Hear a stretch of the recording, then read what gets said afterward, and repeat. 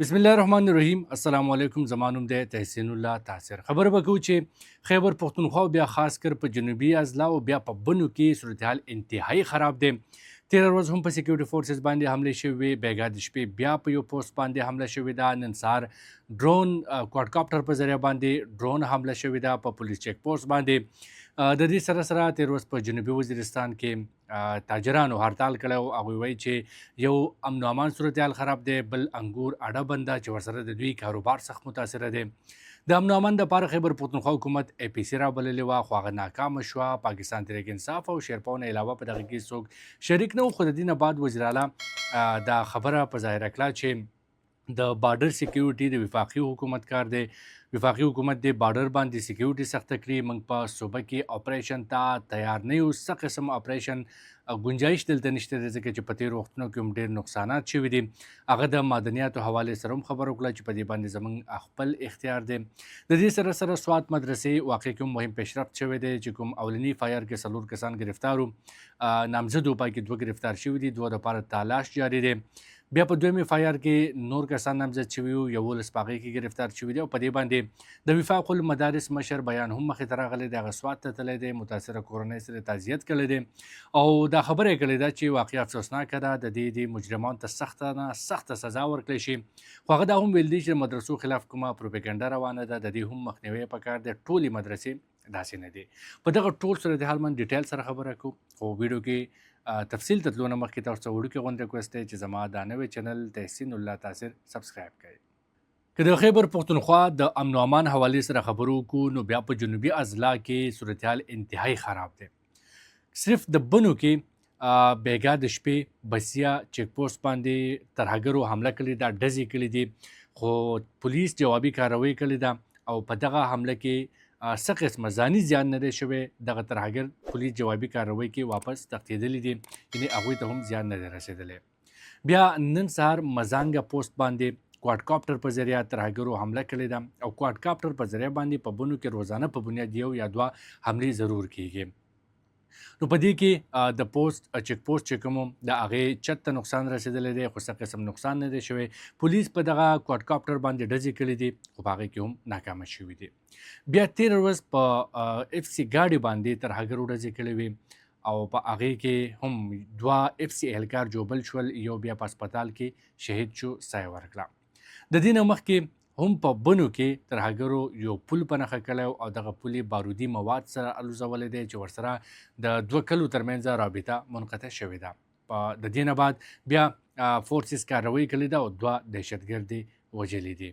په بنو کې صورتحال انتهایی خراب دی او تقریبا په جنوبي اضلاع کې حالات داسې دي چې د ماښام مازدیګر نه پس بیا د فورسز ریټ ختم شي، د حکومت ریټ ختم شي او دغه ترهګر داسې دي چې هغه بیا په خپله باندې خپل پوره علاقه چلی. دغه شان د پټان کې د تیر څو ورځونه د سهار 15 بجو نه واخل تر ماښام 2 بجو پورې کرفیو لګي او د کرفیو مقصد دا دی چې هلته کوم سکیورټي فورسز نقل و حرکت کوي، نو هغوی د سکیورټي پیش نظر کرفیو لګوي. بیا که د جنوبي وزیرستان خبرو وکړو، نو هلته په یو تاجر سردار علي باندې حمله شوې وه. د هغې نه بعد تېر ورځ مکمل شټرډاون هړتال و په جنوبي وزیرستان لور کې او تاجرانو دا مطالبه کوله چې موږ ته د تحفظ راکړی شي، ځکه چې امن نه کاروبار نه کیږي. ورسره دوی دا مطالبه هم کوله چې انګور اډه ګیټ چې دی هغه بند دی، چې ورسره د دوی تجارت نور هم متاثره شوی دی. دوی د انګور اډې د ګیټ کلا وهلو او ورسره د امن و امان مطالبه کوله او دا ویل چې په فوري توګه باندې د حکومت خپل رټ دلته قایم کړي. موږ مزید نشو برداشت کولی چې زموږ کاروبارونه هم تباه شي او زموږ ژوند هم غیر محفوظ وي. بیا د پوره خیبر پښتونخوا کې امن و امان حوالې سره پاکستان تحریک انصاف حکومت APC رابللې وه، آل پارټیز کانفرنس. د دې تېره ورځ وه، خو دا ناکامه شو. ناکامه په دې شو چې په دې کې د پاکستان تحریک انصاف خو راغوښتې او پکې شریک و، خو د آفتاب احمد خان شیرپا پارټۍ نه علاوه چا هم په دې آل پارټیز کانفرنس کې شرکت ونه کړو. د دې نه بعد وزیر اعلی میډیا سره خبرې کولې، بریفینګ ورکړو، هغه ډېر تفصیل سره خبرې کړو. یو خو هغه دا وویل چې زموږ ادارې ګوټ طالبان ساتي، موږ د ګوټ طالبانو په حق کې نه یو. بل هغه دا خبره وکړه چې د سرحدونو حفاظت د وفاقي حکومت کار دی، وفاقي حکومت دی سرحدونه محفوظ کړي، موږ د خپل خاورې حفاظت کولی شو. بیا هغه دا خبره وکړه چې په تیرو وختونو کې خیبر پښتونخوا کې اپریشنونه شوي دي، مزید موږ اپریشن نشو برداشت کولی ځکه چې په تیرو اپریشنونو کې ډېر زیات نقصانات شوي دي. د دې سره سره الیامین ګنډاپور دا خبره هم وکړه چې د وفاقي حکومت ذمہواري جوړیږي چې هغه د صوبې د امن دپاره اقدامات پورته کړي. کم فند چې د صوبې ته به میلاوېده هغه نه میلاویږي، د هغې په وجه باندې صوبه کمزورې ده. پولیس سره هغه جدید وسله نشته دی کوم چې د ترهګرو سره ده. هغه دا هم ویل چې مخکې به ادارو د کوادکاپټر په ذریعه یا ډرون حملې کولې، اوس ترهګر په خپله باندې فورسز باندې ډرون حملې کوي. دغه هم یو المیه ده. د اف سی حوالې سره وزیر اعلی ګنډاپور دا خبره وکړه چې دا هم موږ ته په یو صورت کې قبول نه ده. د فرنټیر کانسټیبلري د حیثیت بدلولو به خلاف به عدالت ته ځم ځکه چې موږ اجازت نه ورکوو چې وفاقي فورس یې زموږ په صوبه کې کارروي وکړي.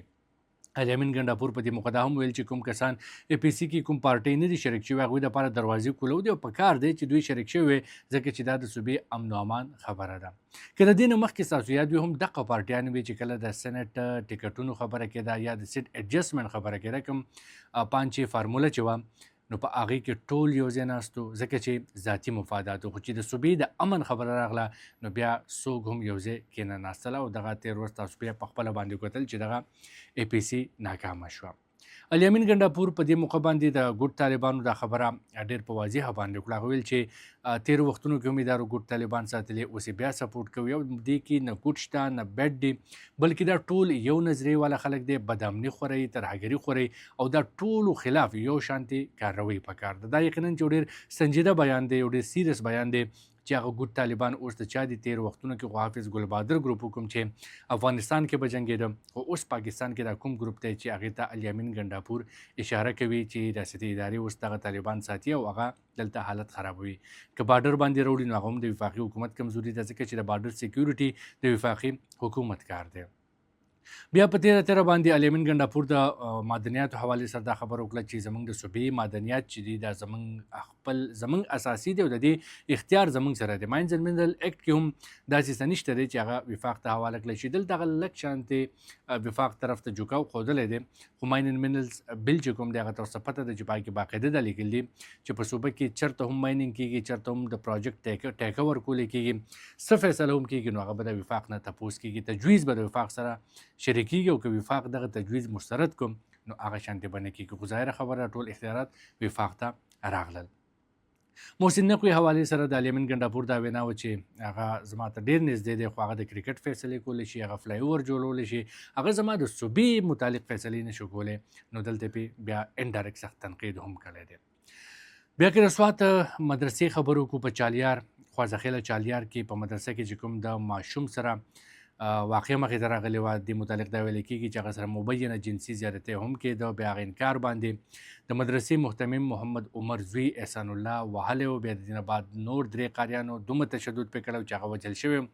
بیا پوره سوشل میډیا باندې د معامله راوچته شوه، پولیس اکشن واخیست او لني اف آی آر کې د مدرسې محتمم محمد عمر، د هغه زوی احسان الله، د مدرسې ناظم بخت امین او یو بل تن په اف آی آر کې نامزد شو. په هغې کې 2 کسان گرفتار شوي دي او د 2 گرفتارۍ لپاره پولیس وایي چاپې روانې دي. بیا دویم اف آی آر دره چې په هغې کې 11 ملزمان گرفتار شوي دي. هغه مجسټریټ په وړاندې باندې پیش کړی شوي و تېره ورځ او د هغو په 2 ورځې جسماني ریمانډ باندې پولیس ته حواله کړی شوي دي او دغه پیشرفت په دې کې روان دی. 160 ماشومان داسې دي چې هغه د مدرسې نه واپس کورونو ته لیږلي شوي دي کوم چې دغلته دی او مدرسه مکمل سیل کړی شوې ده. خو د دې سره سره په مدرسو باندې یو تنقید روان دی او دا خبره کېږي چې څومره هم مدرسې دي نو په هغې کې داسې قسمه واقعیت مخې ته راځي. څومره مطلب دا موږ جنرالایز کولی نه شو، ټولې داسې دي، خو په اکثره مدرسو کې هم داسې واقعیت کېږي او والدین ته پکار دي چې هغوی خپل بچي داسې مدرسو ته نه لېږي چې هلته دیری تعلیم پکار دی، قرآن زده کړه پکار ده، خو چې هغه د خپل کور نه ځي راځي مدرسې ته ګنټه 2-3 نو هغه به د ټولو نه بهتره طریقه وي. ځکه چې کوم نظامی تعلیم دی د مدرسو هغه انتهایی مطلب داسې دی چې هغه غیر تربیت یافته استادان دي چې هغه په وهلو باندې په ټکولو باندې په تشدد باندې ماشومانو ته سبق کوي ځکه چې تېر ورځ بیا په ګوګدره کې هم یو د تشدد واقعه مخې ته راغله په صوابۍ کې هم راغله او دا واقعیت اوس ورو ورو مخې ته راځي دا مخکې به هم کېدل خو به ریپورټ کېدل نه نو اوس ریپورټ کېږي او تاسو ګورئ چې هغه په فیسبوک باندې په سوشل میډیا باندې یو نیم ځای نه هغه ریپورټس مخې ته راځي په دې کې ښه مدرسې هم دي داسې ویډیوز به هم تاسو کتلي چې په یو ګرمۍ کې یو قاري لګیا دی ماشومانو ته سیلۍ کوي ماشومانو ته اوبه ورکوي نو دا ډېر ښکلی تاثر پیش کوي یو ښکلی ایمیج د مدرسو پیش کوي نو داسې خلک هم په دې کې شته دی بیا د وفاق المدارس مشر سوات ته تللی د متاثره خاندان سره تعزیت کړی دی هغه دا خبره وکړه چې انتهایی افسوسناکه واقعه ده مدرسو په نوم باندې یا د مدرسو په ایمیج باندې دا یو تور داغ دی او د داسې پیښو کې چې کوم مجرمان دي هغوی ته سخت نه سخته سزا ورکول پکار دي دا په یو صورت کې هم د دې دفاع نشي کېدی او هغه دا هم ویل چې مفتي تقي عثمان هم د متاثره خاندان سره تعزیت کړی دی موږ متاثره خاندان سره ولاړ یو